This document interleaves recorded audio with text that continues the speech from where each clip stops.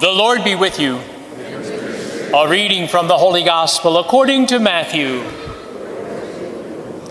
When the Pharisees heard that Jesus had silenced the Sadducees, they gathered together, and one of them, a scholar of the law, tested him by asking, "Teacher, which commandment in the law is the greatest?" He said to him, "You shall love the Lord your God with all your heart, with all your soul, and with all your mind. This is the greatest and the first commandment. The second is like it. You shall love your neighbor as yourself. The whole law and the prophets depend on these two commandments." The Gospel of the Lord.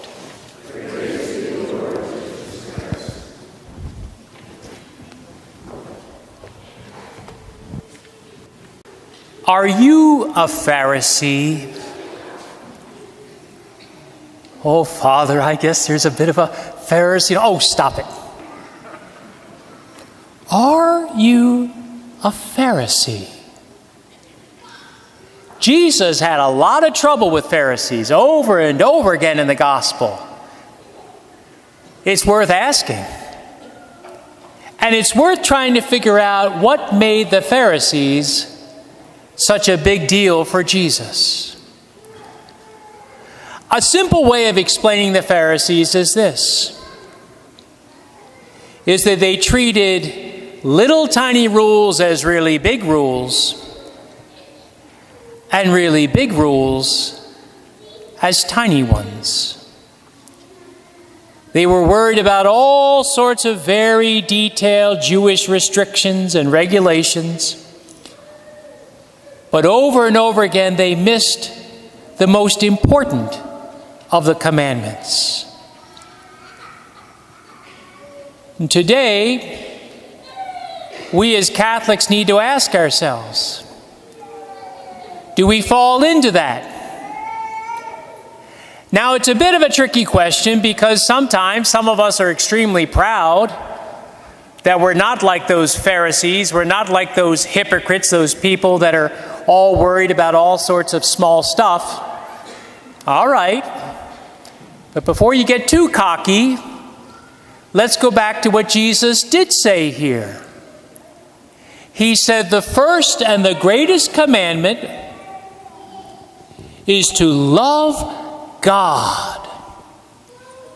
To love God with our heart and our mind and our soul and our strength. And the problem for many Catholics is this. We hear that and it sounds so fluffy, so cloudy. Do you love God? Yeah, sure, whatever. Is that any way to treat the first and greatest commandment? If someone were to line you up, you who say you love God as the greatest of commandments, and you stood next to someone who didn't love God at all, would they see any difference? Or even if you said to yourself, this week I think I really did love God compared to the week before.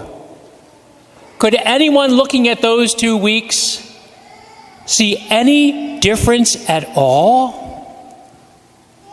Is there anything real about loving God? Some of us say, well, the Bible says the second commandment is like it, love your neighbor, so I love God by loving my neighbor. Good try. It's true. They're, of course, inextricably linked. But Jesus never says you can forget about the first and worry only about the second.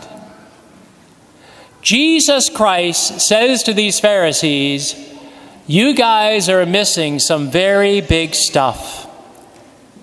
And perhaps he says the same to us. What does it actually mean to love God? I'll mention 3 things. The first, very obvious. To love God is to talk to God, to communicate with God. That's true of all of our relationships. If there's someone that we love, we speak with them. We have conversation.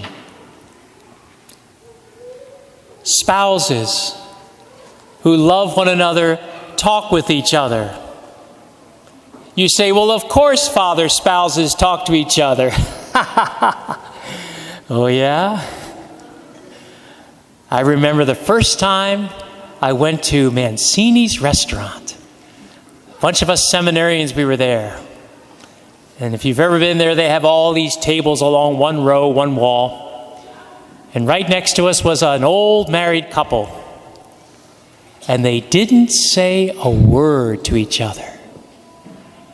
Then at some point, the woman got up, perhaps to use the restroom, and all of a sudden, the man was all chatty. Don't you fellows like these steaks? Oh, I like my medium well. Oh, I love the salad. They've got the best Italian dressings over. Then she comes back, the cone of silence. I'm sure they love each other, but most people would say, if you love somebody, you speak with them. If we love God, we speak with Him. If there's any real relationship at all there, oh, it doesn't have to be fancy. We know with all those people that we love in our lives, you don't have to get fancy and eloquent. Heart knows heart. But we speak with those we love. If you love God, you pray. What does loving God mean? It means to pray. There's a second thing it means. It means to show God reverence and respect. I just married a wonderful couple yesterday. A wonderful couple with an impossible Polish name, and she took it amazingly. His name is Janiszewski. Don't even try to spell it. But I honored this beautiful couple, and they are a beautiful young couple. And one of the ways that I honored them was by saying it was clear to me that Eric, the groom, cherished and respected Kayla, his bride. How could anyone love another without reverence and respect? There are many ways we respect and reverence God. One of the most basics, of course, is how we treat His name. It's one of the 10 Commandments. I remember as a boy, there was a very strong Catholic group, perhaps you remember it, the Holy Name Society. Wow. Once a year, all the members of the Holy Name Society in Baltimore would march down Charles Street to the 5th Regiment Armory. They'd march at night with torches. Wow, 10,000 guys with torches. I was impressed. I asked my father, who are they? And my father, with great theological eloquence, said, they promised not to cuss.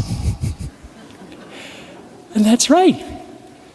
They take a solemn pledge not only never to take the Lord's name, the holy name, in vain, but to correct and challenge anyone who does.